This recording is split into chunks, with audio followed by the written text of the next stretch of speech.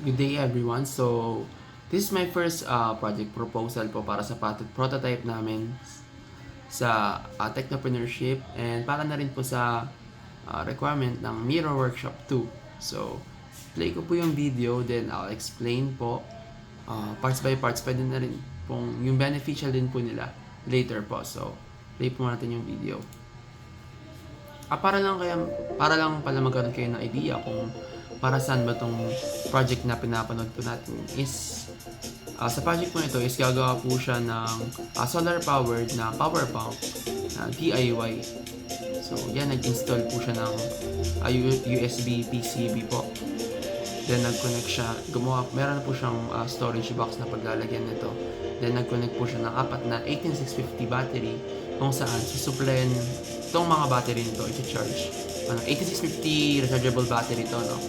Kung saan i-charge siya gamit yung solar panels na ikakabit later dyan sa video. Okay, panoorin po muna natin siya. Okay, ayan.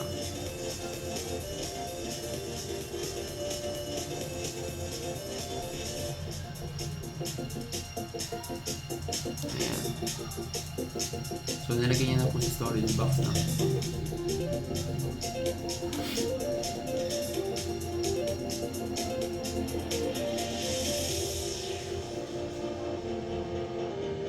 Yan, bali nilagay po siya ng parang lapad, apat na lapad po ng solar charger ng solar panels. In-attach niya na po dun sa may storage box. Tapos nilagay niya po ng velcro strap.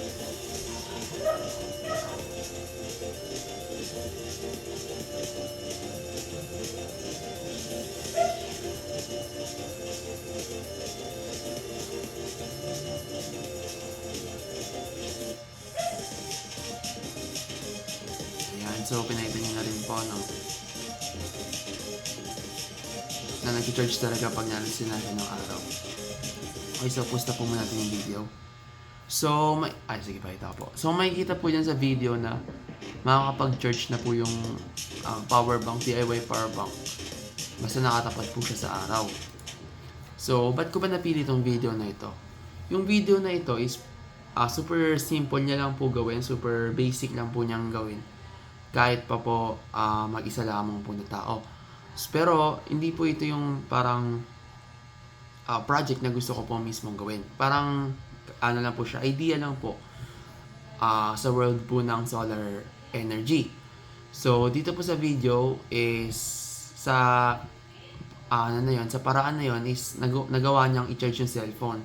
So, very beneficial siya kasi compact siya as well as yung solar power na napoproduce niya is reliable kasi nga since apat yung nalagay na solar panel. Ang parang downside lang sa akin is wala siyang nilagay na switch.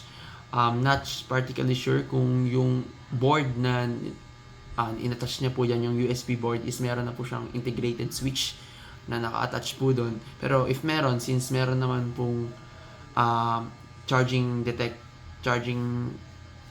signal doon sa may gilid ng power bank, so sure din po ako na may switch din po yung USB PCB na nilagay niya doon. So, ang idea ko po dito is kung pwede palang gawin yung power bank gamit yung 4 na maliliit na solar panel, what if gumawa po ng compact na power bank na nag-handle naman po ng laptop, no? So, yung power bank po na yun is meron na po siyang saksakan po ng yung normal plug na po. May plug na po siya, may socket na po siya. So, pwede ka po mag-charge ng laptop, ng electric pan if ever ma-brown out po sa bahay. Then, yung reliability niya is very reliable po. And, maaasahan po siya pagdating po ng times kagaya na po ng bagyo, no? Mawawalan po tayo ng kuryente. So, very good po siya. Example po siya ng solar panel project na pwede nating kuhanan ng idea para maging successful yung gagawin nating prototype and makakuha tayo ng yung design kung paano ba nila ginawa yung pagdating dun sa circuit diagram. Kasi since papalitan po yun ng if ever nagagawin yung idea ko, papalitan po yun ng socket po, no? So, yun lang po para sa video na ito, and thank you.